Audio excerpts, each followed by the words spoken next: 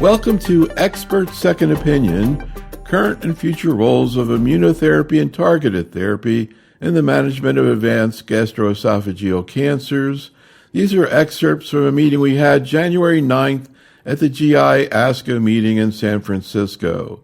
The meeting was moderated by Dr. Sam Klempner from the Massachusetts General Hospital in Boston, and faculty members included Drs. Jaffer Ajani from the MD Anderson Cancer Center in Houston, Dr. Rutika Mehta from the Weill Cornell Medical Center in New York City, and Dr. John Strickler from the Duke University in Durham, North Carolina. In the presentations of the meeting, first, Dr. Ajani talked about HER2-targeted approaches to advanced GE cancers. Then Dr. Strickler talked about targeting Claudin 18.2. Dr. Mehta talked about immunotherapy strategies in these patients, and Dr. Klempner finished up with a talk on other novel agents and strategies being considered in patients with these tumors. This is the third of our four-part series focusing on cases and questions submitted in our survey of general medical oncologists, and Dr. Klempner, the moderator, began with another case. Rutika, I'll let you continue on the immunotherapy with this specific question, which is about PD-L1 cutoffs that you use in the clinic for squames and adenos. Yeah, I mean, based on the ODAC review and the FDA guidance, I think the PD-L1 cutoff of CPS 1, actually not even CPS, cutoff of 1 or more is being universally used across both squamous cell carcinomas and adenocarcinomas. So that's kind of the cutoff that we go with. And I'll just go right down the line. John, same question. What cutoffs do you use in the clinic for typical patients, squam and adeno? Yeah, I mean, for me, it's 1. I recognize that the higher the number, the better results you get. The challenge I've had in the clinic is that I find the PD-L1 scores to be exceptionally variable, particularly if a patient comes from outside. I can't tell you how many times my pathologist has a wildly different PD-L1 score than whatever, central lab or outside hospital scored it. And I think this really drives home the point that simplicity on a biomarker is, at the end of the day, probably the best policy where you've got very mixed data. So I like 1 as a cutoff just because I think no expression versus some expression is about as reproducible as you can get with this biomarker. Yeah, and Jaffer, what are you using in the clinic for squames and adenos? So squam I use 1, but for adeno I use 5. Yeah, I think everybody could make a very defensible argument for everything that you guys have said. Let's go to this next case, and Jaffer, I'll continue with you. Kind of interesting case, squamous gastric cancer, specifically not GE junction. 85%, very high PD-L1 score. Folfox and Nivo had a great response. Do you think that intrinsically squamous cancers are more sensitive to checkpoint inhibition? Yeah, I think so. I think squamous is more amenable to immune modulation. So I certainly think that is the case. Yeah, I think so too. And the vast majority of squames are PD-L1 positive as well. Yeah. Let's go on to the next case. John, I'm going to come to you to start off this one. So 70-year-old guy, hypertension, diabetes, peripheral neuropathy, COPD, real-world patient that we all see, gets GE junction cancer with multiple liver mets. ECOG is 2. HER2 negative, PD-L1 CPS is 25. MSS, what's your go-to in this scenario? Run-of-the-mill, multiple comorbidities, PD-L1 positive patient. This is my guy. Yeah. This is my clinic right here. This is North Carolina for you? Yeah, this is what we have. And assuming Claudin 18.2 negative, then Folfox Nivo would probably be my preferred combo. CPS of 25 is pretty impressively high. If I was worried about Folfox in this, they've specifically called out the neuropathy, probably to get me off of the oxaliplatin. I have also been known to give single-agent pembrolizumab in people that I didn't think were appropriate for cytotoxic chemotherapy. When you get to the peripheral neuropathy, then there's questions of how bad is that neuropathy. And Jaffer, you mentioned that in your clinic you would even consider FOLFIRI in such a patient, which I think is reasonable as well. But if it is, I might start with a dose modification of the oxalate as well and really lean in on the ICI, the immune checkpoint inhibitor. And Rutika, you talked about ICIs and talked a little bit about the toxicity, but obviously pneumonitis is a known thing. Let's make this person's COPD a little worse. They're on 2 liters of oxygen coming into your clinic. Yeah.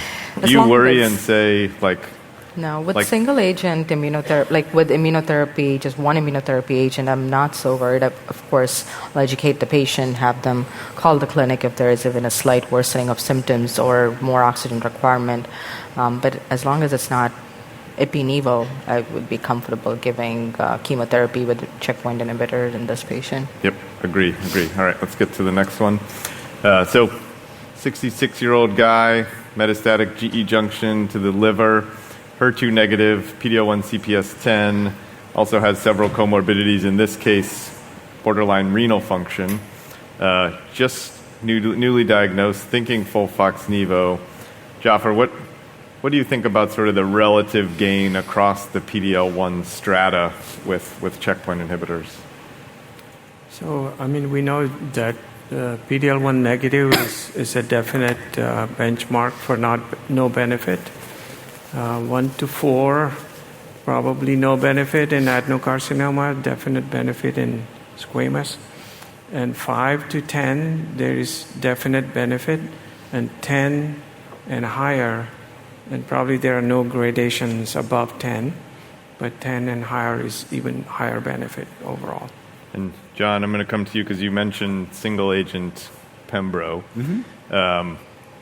Do you factor in the liver mets? If someone has a bunch of liver mets, are you going to be less likely to give them single agent Pembro? And maybe explain why you might think about it. Yeah, it's a really great question, and the data with Pembro suggests single agent activity where CPS is 10 or more. So that's why that's attractive in this case. There is substantial evidence that liver metastases and certain solid tumors do essentially create an immune tumor microenvironment that is more tolerogenic towards tumors.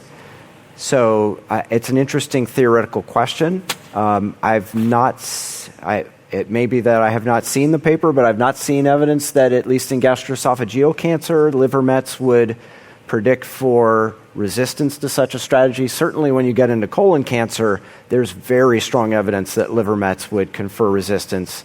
In microsatellite stable colorectal cancer, there's very strong evidence that liver mets will confer resistance to immune checkpoint inhibitors.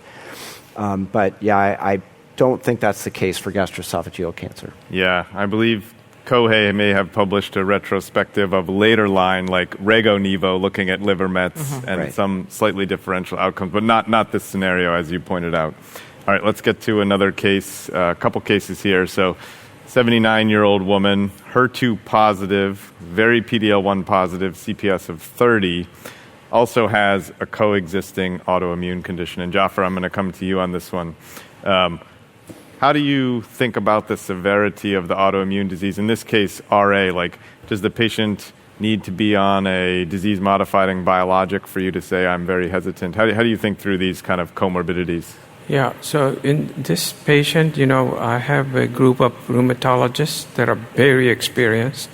So I would not start on anti-PD-1 therapy here. You can start on chemotherapy, maybe trastuzumab, and then refer the patient to the rheumatologist. And our rheumatologists now feel bold enough to tell you, use it or don't use it.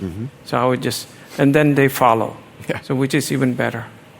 Yeah, we have the same luxury of having an immunotherapy complication service where we have access to people who basically help us with this exact same thing. Rutika, same case, second case, same theoretical concern. So someone, very, very healthy patient, long-standing Crohn's, not on steroids, no flares in many years, and metastatic disease. Very PD-L1 positive, HER2 is negative. hasn't started any therapy. What would you offer this patient? Yeah, I mean, I've had a recent case of a MSI high patient with history of Crohn's disease, and I was okay giving them single agent immunotherapy. Again, as long as they are meeting with their IBD specialist and they're in close proximity, I would try to challenge them with FOLFOX plus immunotherapy. Here, the PD-L1 score is really 55%, which is high. If it was, and again, I would check the MMR status here as well. But if the PD-L1 was, as Jaffer said, 1 to 4, or even like 5 to 10, I would be a little hesitant. 10 or more, of course, I would be compelled to try an immunotherapy. Yeah. No, I agree. I think this is someone who I would think of doing it as well. Let's move on to another case, and then I'm going to get to some of the online questions that have come in. So, John, I'll come to you on the top one. Young patient, Claudin positive, CPS of 12. We sort of touched on this a bit, prioritizing biomarkers. Are you going to do FOLFOX-Zolbi or FOLFOX-Nivo? Let's say you cannot get the triplet combination. Because as we've already discussed, my preferred in this case would be FOLFOX-Nivo-Zolbi. But when you start to get in that CPS greater than 10 range, that's where you really see the bulk of the benefit captured with the immune checkpoint inhibitors. So probably in this case, I would be leaning in more towards FOLFOX-Nivo for a couple reasons. Number one, I think the toxicity profile is pretty favorable for nivolumab.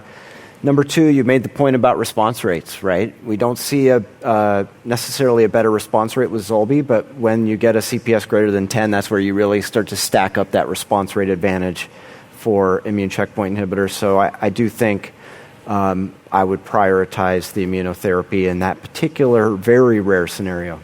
Yeah. Jaffer, I want to spin this a little bit when I come to you. So this has to do with retesting of biomarkers, but let's say this same case, the 48-year-old woman 4 years ago had a gastrectomy, and you had the biomarkers from the gastrectomy, because a lot of us are reflexively testing the surgical samples anyway, and now they have a recurrence, and you biopsy and you know it's a gastric cancer recurrence. Are you repeating Claudin and PD-L1 on this? Yeah, I do every time I get an opportunity, repeat everything. So in the clinic, one thing we do wrong, but we don't have a choice, is we biopsy the primary and treat the metastases in most cases. And I think, biologically that is completely wrong, because we have published at least 3 papers where in the same patient you take the primary, take another metastases, and their molecular profile, either transcripts or immune proteins or immune cell infiltration, is all different. And we get lucky that we give one regimen to the heterogeneous tumor, and sometimes we get a lot of advantage. But I'm starting to biopsy when I'm not hurting the patient, to biopsy the metastases and treat the metastases. I'm going to ask you, Rutika, a very practical spin on this question that gets to an online question, which was about someone's progressing on trastuzumab. When you decide, do you yourself look at the scan and tell your radiologist that, hey, the liver lesion is getting bigger, I want to biopsy an enlarging lesion? How do you sort of manage it? Yeah, I typically would prioritize an area that is progressing over something that's stable, as long as it's within clinically feasible. But to your point, in addition to that, and Jaffer had kind of mentioned that previously, I also do liquid biopsies for my patients. So at baseline and every couple of months, just to see what if they are ERBB2 amplified on ctDNA at baseline. If it's a HER2 positive, then it's more reliable to check their HER2 status on ctDNA if a tissue biopsy is not feasible at the time of progression. And John, I know you've done a lot of ctDNA work in your career, so let's say this patient is progressing on trastuzumab and the ctDNA is negative. Are you ready to call that person HER2 negative, or are you going for a biopsy? And what about the converse? If the ctDNA is positive, do you need a biopsy? Yeah, so great question. So I think there's sometimes a tendency to think that when you do not detect HER2 amplification in blood, that person is HER2 negative. That's not true. In general, the limitation of the circulating tumor DNA assays is that you need a high tumor fraction or high degree of ctDNA shedding in order to detect any amplification event, whether that's ERBB2, HER2, or any other amplification. Tumor fraction, sometimes 5 to 10% at least, to pick up an amplification. So I would trust a positive result. The test is specific. You don't usually get false positives out of these. If it's negative, you have not proved a negative, right? If it's really a not detected. So if you really need to know HER2 status, you're going to have to go find a piece of tissue at that point. It's unfortunate.